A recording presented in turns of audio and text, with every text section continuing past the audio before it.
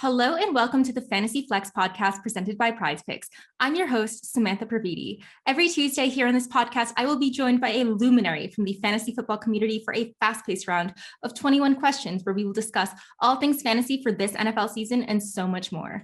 On today's episode, I am elated to be joined by the one and only Chris Towers, fantasy analyst at CBS Fantasy, who you can find on Twitter at CTowersCBS.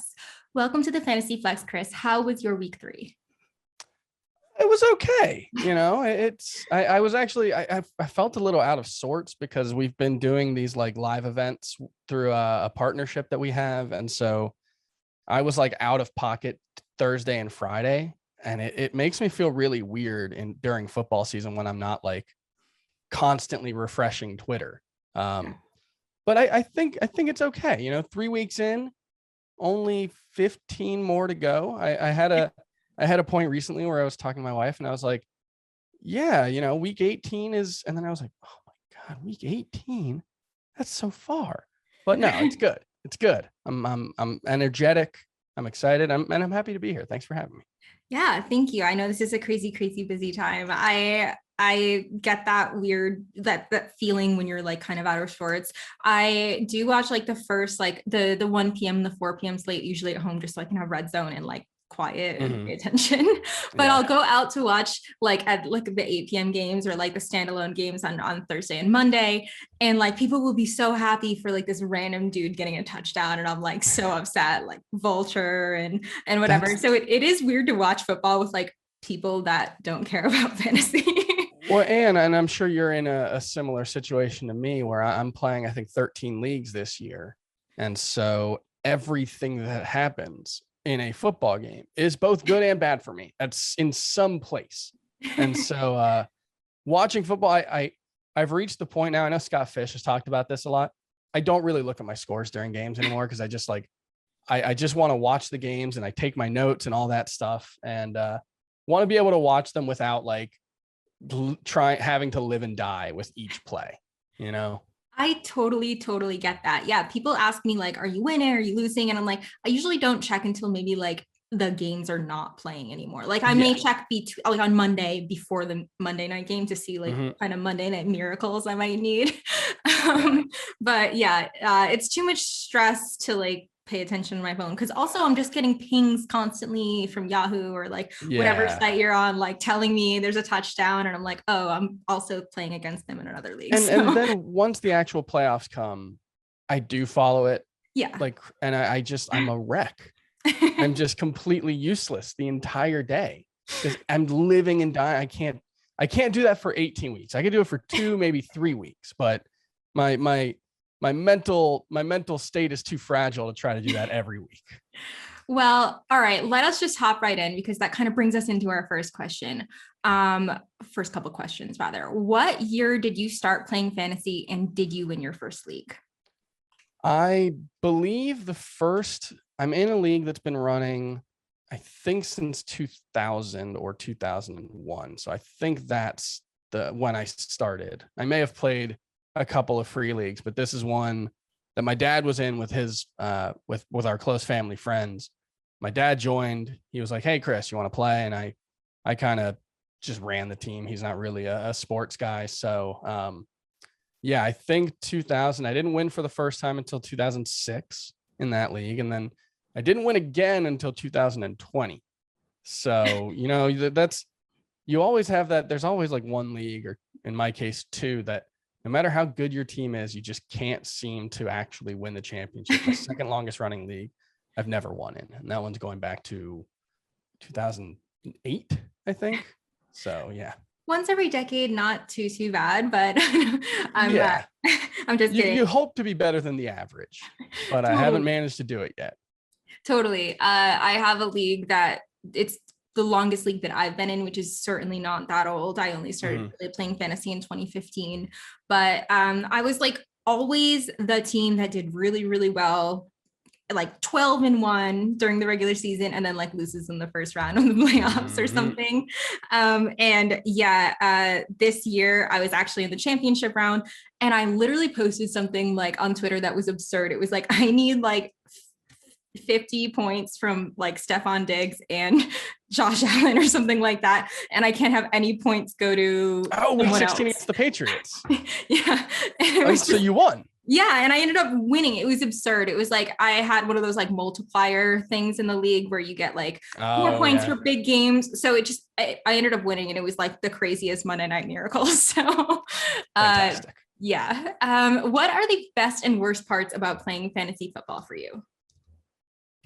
The best part is, it's mostly a way for me to keep in contact with friends. That's this group that we've been playing since 2000. I was the youngest person in the league, but like I grew up with all those guys. They're all about 10, 15 years older than me. And, like I'm still friends with all of them. I see them, maybe once a year now because everybody lives around the country, but it's a great way to keep in touch. My league with my college friends, we have our college newspaper team that's the one we've been playing since like 2008 or 2009.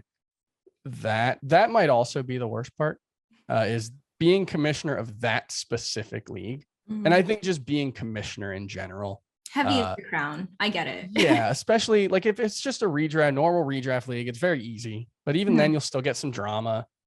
We had a commissioner quit in the middle of the season once. But that one with my college friends is, we've got so many rules, and there's only one lawyer in the league, but everybody thinks they're a lawyer, the way they try to like find loopholes in the rule. And so we finally decided this year that the commissioner, myself, don't only has to pay 80% of the league entry fee.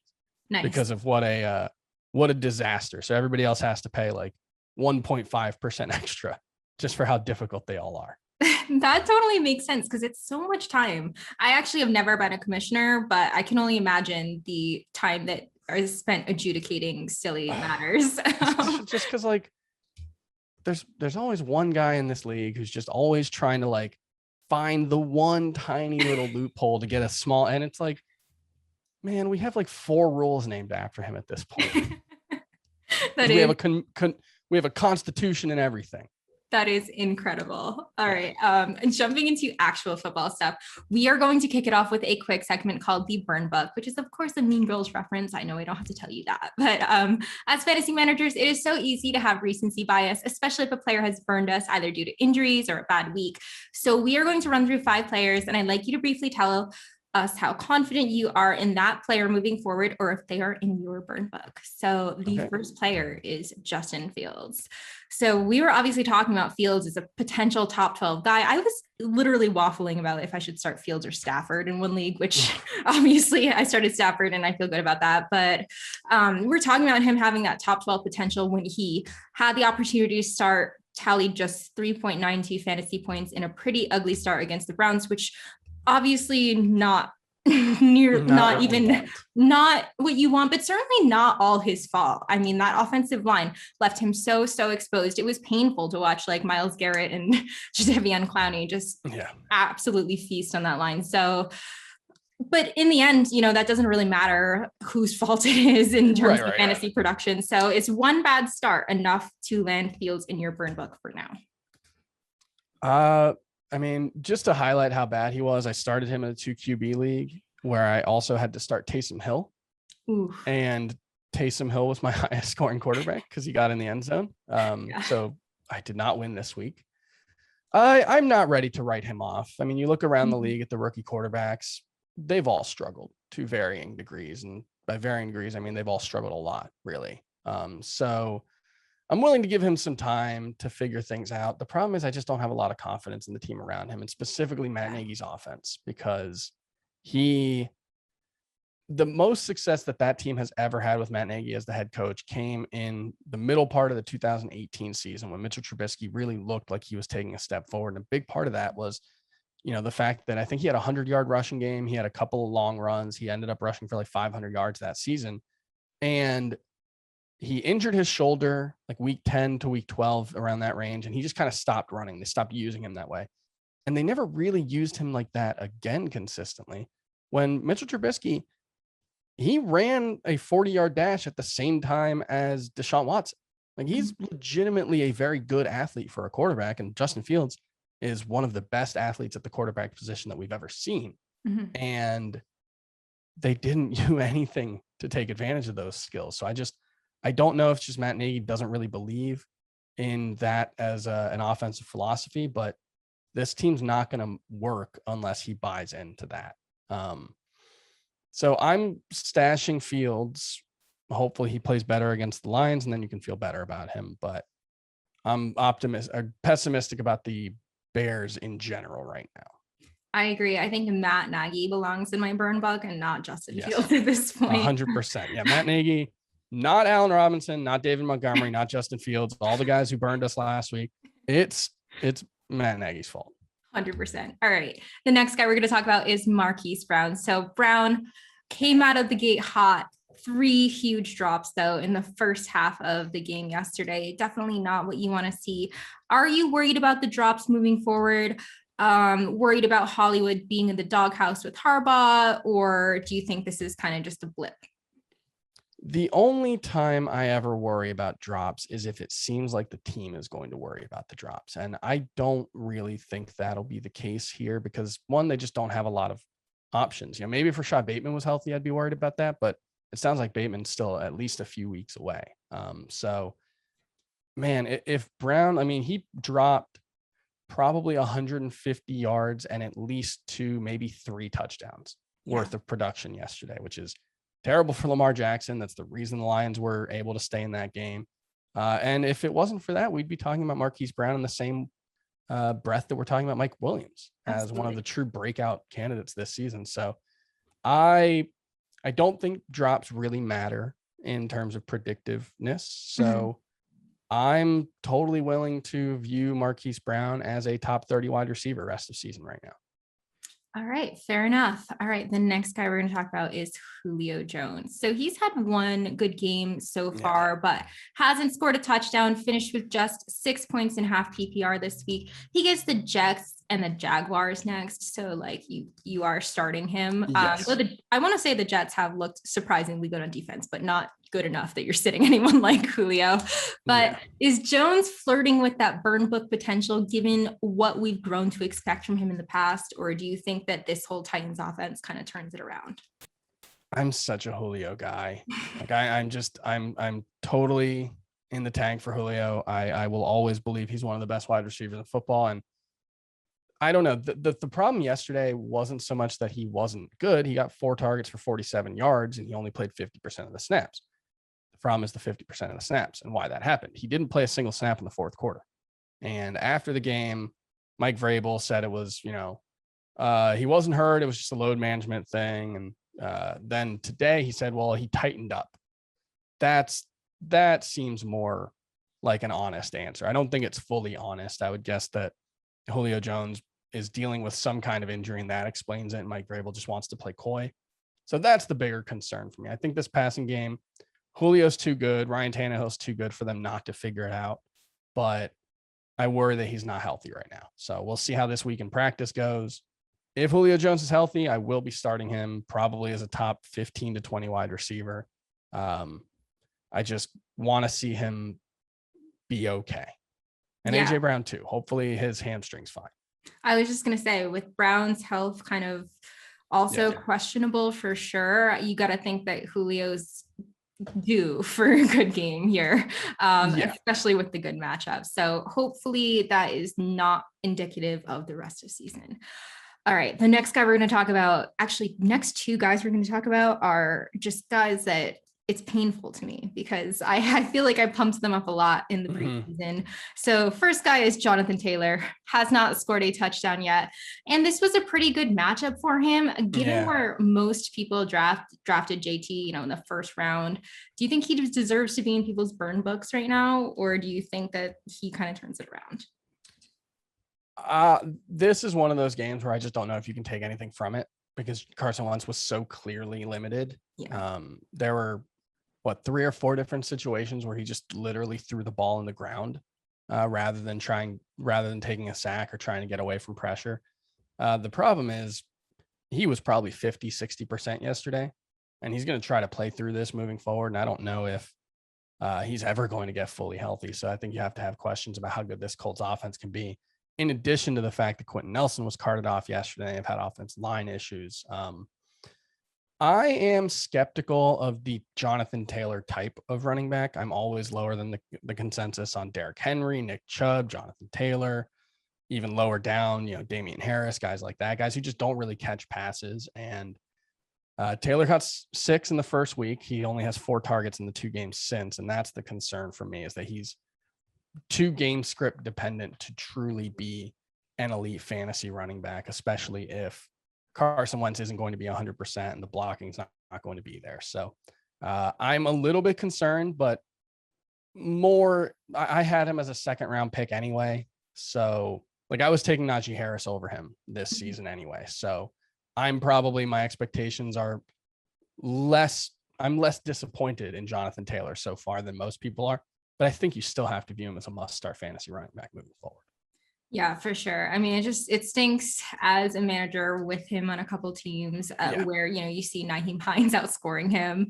And you don't know if that's kind of that's just how it's going to be, because the Colts offense is just kind of a little dysfunctional right now. So yeah, I definitely agree with you on that one. All right. The final guy that we were going to talk about in our burn book segment is Kyle Pitts. So I don't know where you stood on the Kyle Pitts spectrum, because this is a big thing in the fantasy Twitter community, but yeah, big yikes. He's going as high as, tight end 4 in drafts, hasn't finished higher than tight end 9 in any game this year. Were we totally wrong? I mean, I say we, because I don't even know how you stood on this, but were we collectively wrong?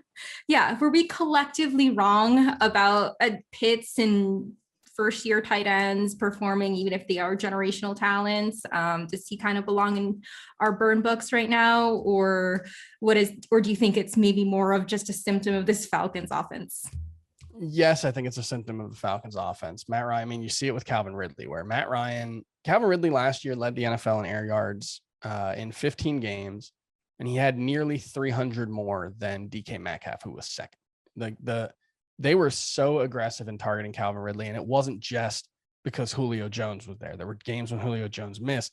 Calvin Ridley, they were throwing just as much to him. So I don't know if it's that, but Matt Ryan doesn't look good. The offense doesn't look as aggressive. I think he has the 2nd lowest intended air yards per target this season. It's 4.2 yards, Matt Ryan does. So I think there's a problem with the offense.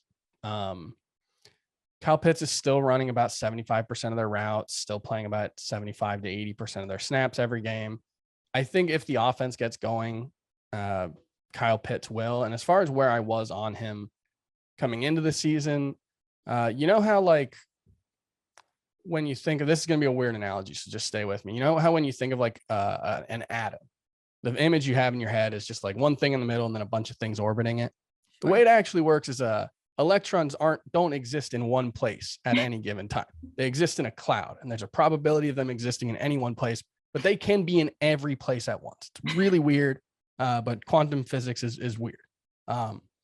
That's where I was on Kyle Pitts. I agreed with every single take about Kyle Pitts. I agreed that you don't want to target rookie tight ends. Rookie tight ends are almost never good. Evan Ingram was, I believe, the best fantasy rookie tight end of all time, and he had 750 yards. So it's just generally been a losing bet.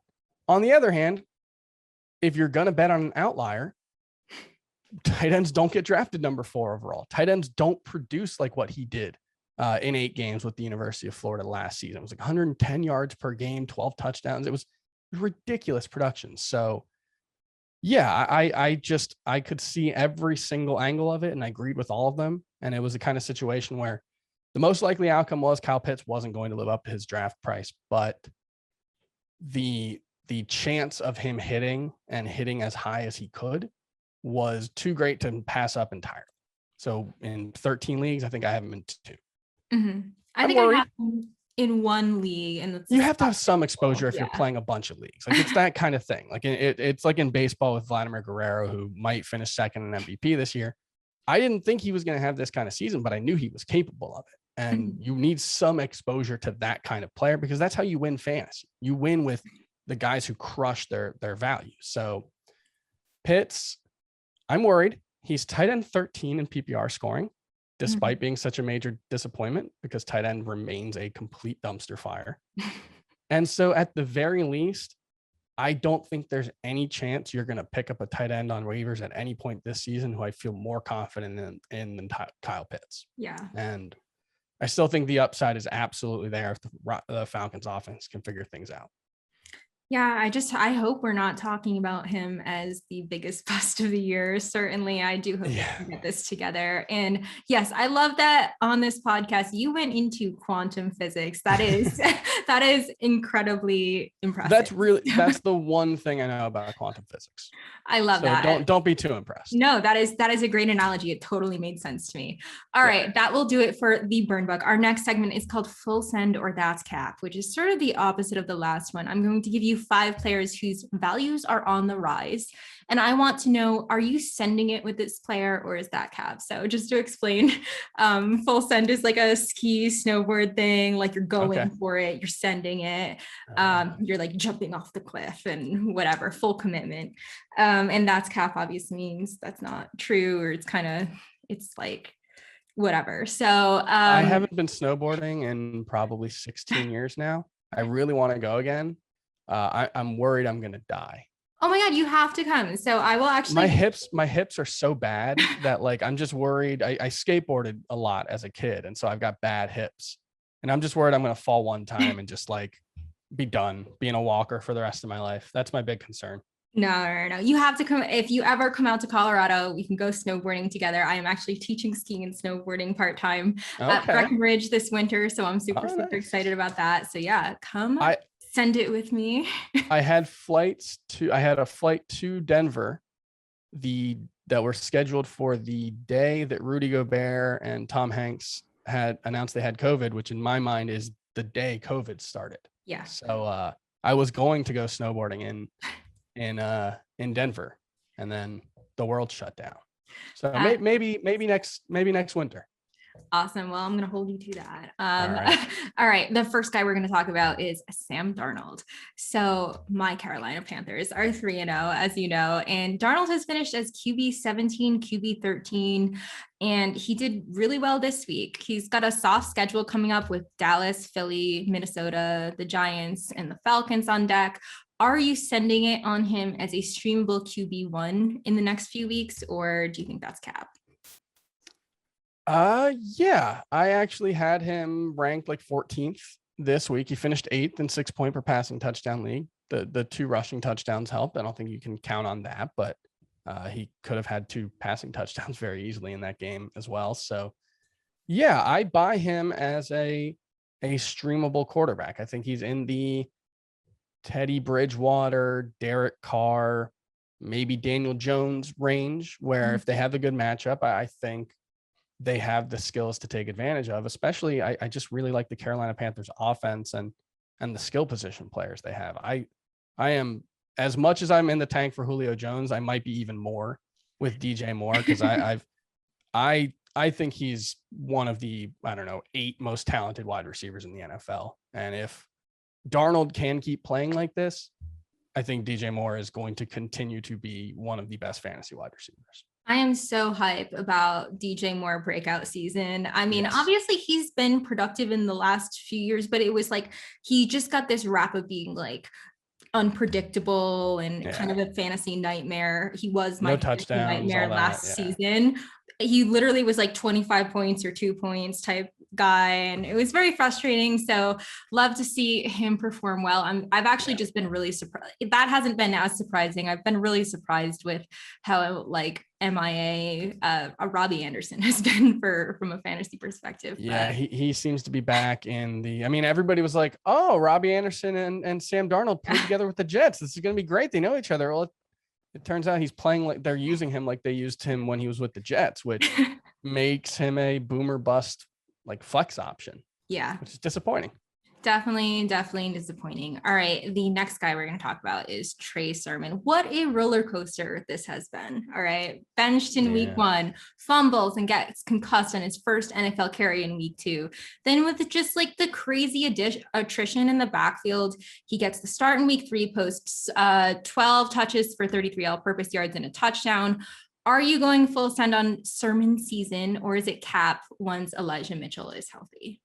I mean, we'll see what happens in week 4. I think if Elijah Mitchell doesn't play in week 4, I think Trey Sermon has one more chance to prove himself. And he has another game like this.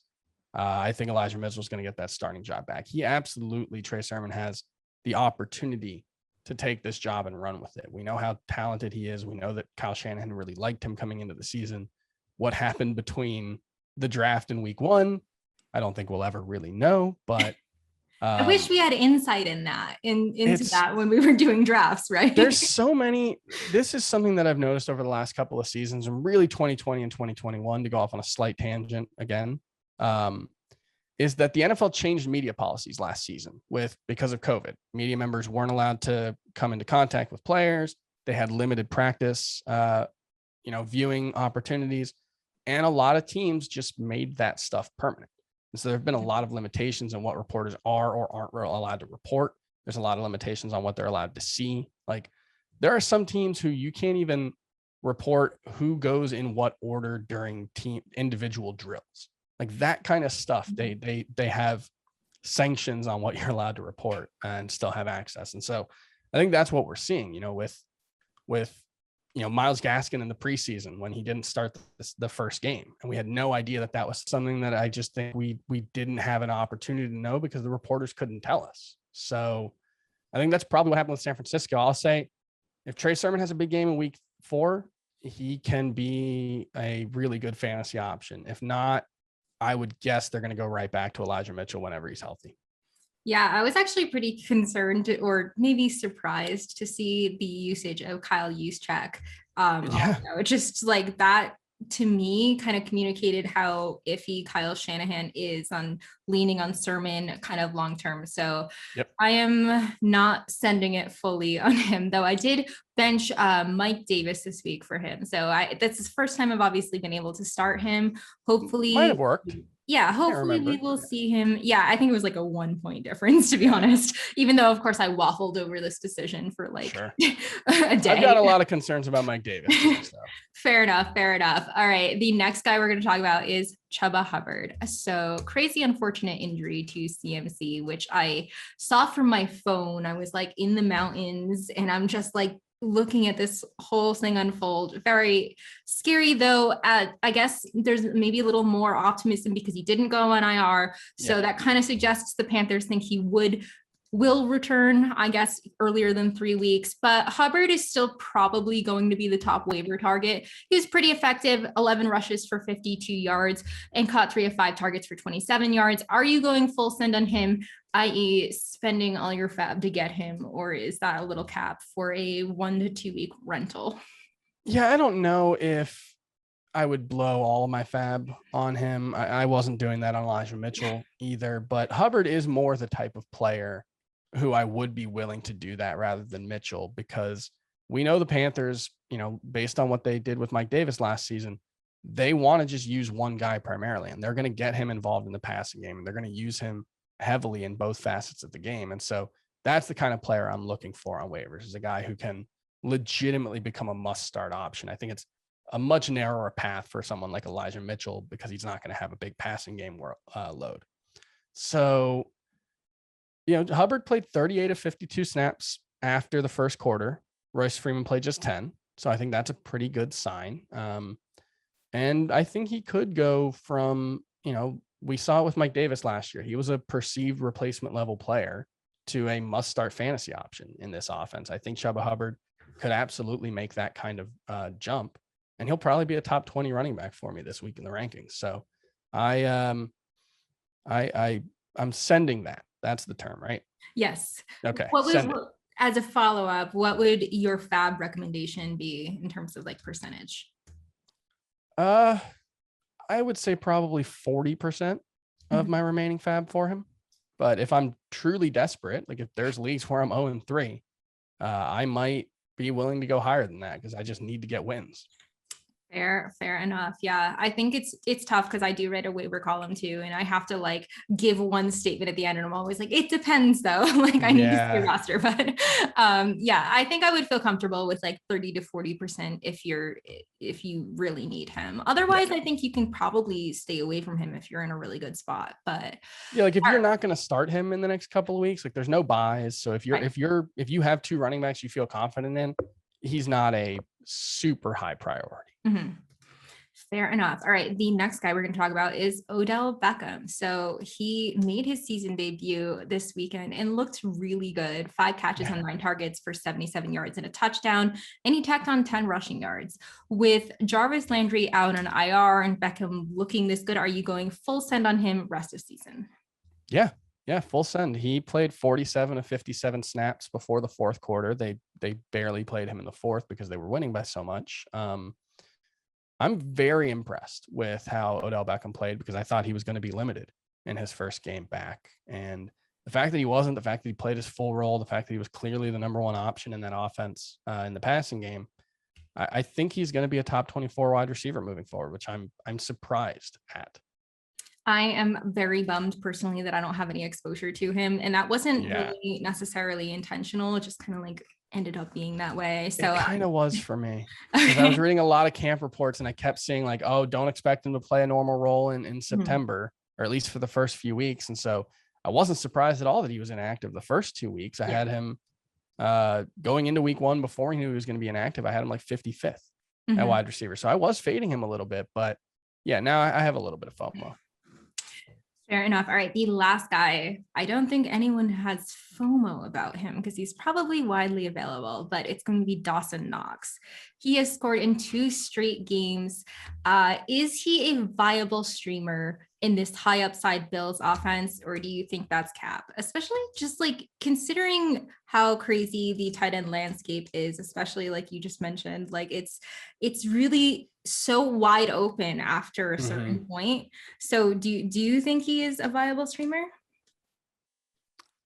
He plays tight end and he's active for NFL games. And he has a heartbeat. So yeah, he can be a viable streaming option because all he has to do is catch a ball at the 2-yard line and fall forward. And that's really all it takes to be a top 12 tight end most weeks. And so he plays an awesome offense. Josh Allen answered my questions about whether the first 2 weeks were a sign of things to come. And yeah, I think Dawson Knox is going to be in the 15 to 20 range at tight end. And if you don't have a good one, I've got one league, I think, where who did I start? I started David Njoku last week. That blew up in my face. And then I started somebody terrible who didn't do anything this week. So yeah, I might be interested in picking up Dawson Knox. Awesome. All right, Chris, we have 8 more rapid fire questions. And I gotta be faster. I know. No, it's all good. It's probably me too. Just really enjoying chatting with you. All right. Name one player you just can't quit or you always find yourself making excuses for. So for me, that is Joe Mixon. I want to clarify that is Joe Mixon as a player, not Joe Mixon as a player. But who is that for you? Probably DJ Moore or Julio Jones. Maybe more Julio Jones now because you've had to make more excuses for him the last year and a half. But I've seen no reason to think he's taken a step back as far as his ability and talents go, even though the fact that he's 32 years old. And so as long as Julio Jones is healthy, it takes a lot of energy. It takes a lot of effort for me not to rank him as a top 12 wide receiver, just as a reflex. I just think he's absolutely one of the like 3 or 4 most gifted players to ever play the position. And so I'm going to believe in him as long as he's around. I love that. Well, I am very optimistic on him moving forward. Yeah. All right. You told me that you are or at least you used to be a Dolphins fan. So some of these questions are going to be Dolphins themed. Okay. Predict when the Dolphins will win their next Super Bowl. So just, I do have a Dolphins jersey behind me. It's you can't see it, but it's a Chris Chambers. So throwback to the mid 2000s Dolphins. And, I grew up a Dolphins fan. Obviously they're the Dolphins. And so I've lost a lot of the rooting interest for them. I can't imagine being emotionally invested in that team at this point. but it hangs off me like a phantom limb, So I will say the Dolphins will win their next Super Bowl 12 years from now. I can't tell if that's too optimistic or not optimistic enough. That is the longest anyone has given me in terms of from what, but fair enough. I get the struggles. I appreciate your honesty, of course. Give us one Dolphins player you think is underrated for fantasy. Will Fuller. He's another guy that I will always make excuses for. He left yesterday's game. I think it was just a cramp, but man, I love guys who get hurt is the thing. I love like the quote unquote injury prone guys. And so, cause I don't think we actually are as good at predicting injuries as we think we are. Totally. So I'll always advocate in baseball. Giancarlo Stanton has been my guy for years. Will Fuller, Julio Jones. And every time they get hurt, I feel like an idiot. And Will Fuller left yesterday's game with, I believe it was just cramps. That's what it looked like. He should have scored a touchdown. There was a defensive pass interference that didn't get called in the end zone. Absolutely blown call. I just think he's a really, really, really good player. I think people have forgotten that he was wide receiver 8 before his suspension last season. He was 0.2 points in PPR behind AJ Brown in points per game. Right now with Jacoby Brissett and that offensive line, I don't think his upside is quite that high. But if this offense figures it out, if Tua gets healthy and they can figure out how to protect him, I do think Will Fuller has top 20 upside. So I think he's the most underrated player on that offense. I was very nervous when I saw him down in the end zone, just sitting there, but happy to see him walk off. And it didn't look like he was like limping or anything. So hopefully it is a cramp type situation and not serious. All right. Was Joe Flacco ever elite? Yes or no? No. No. If that it was against Denver in the playoff game, if that Denver defensive back just knocks the ball down rather than, I don't even remember. It was the big play to win the game. And if that guy just knocks it down, he just like fell down 3 feet short of the ball. If he just knocks it down, Joe Flacco probably loses $80 million in career earnings. And that discussion never has to happen. He was perfectly fine. It is crazy how pivotal little like plays. I mean, that's not a little play, but like just a singular play can just be the entire narrative on a player. So for sure. All right. Will any Dolphins player finish in the top 5 at their respective position for fantasy? No.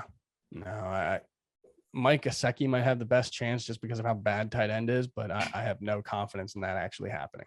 Yeah, he bageled in the first week, 5.6 fantasy points, I think, in half PPR in week 2. And then I think he had like 8 targets yesterday, but he was well on, I think it might've been like 12 actually. He was well on his way to a bad game yesterday. Cause I think he had 2 targets heading into the fourth quarter. Mm-hmm. And then in the fourth quarter and overtime, Jacoby Brissett just threw it to him over and over. He had 12 targets, 10 catches, 86 yards. He had that huge first down catch. I feel like that extended the game. Yeah, and so I don't have any faith in him. Like he's in that streaming tight end discussion for me, maybe higher than Dawson Knox, but not much. Fair enough. Aside from Chuba Hubbard, who do you think managers should prioritize on the waiver wire this week? Emmanuel Sanders. If you've subscribed to the Fantasy Football Today newsletter, which you should, I write it 8 times a week. It's my primary job at this point. I've been advocating for Emmanuel Sanders since the preseason and through the first 2 games when he didn't do all that much.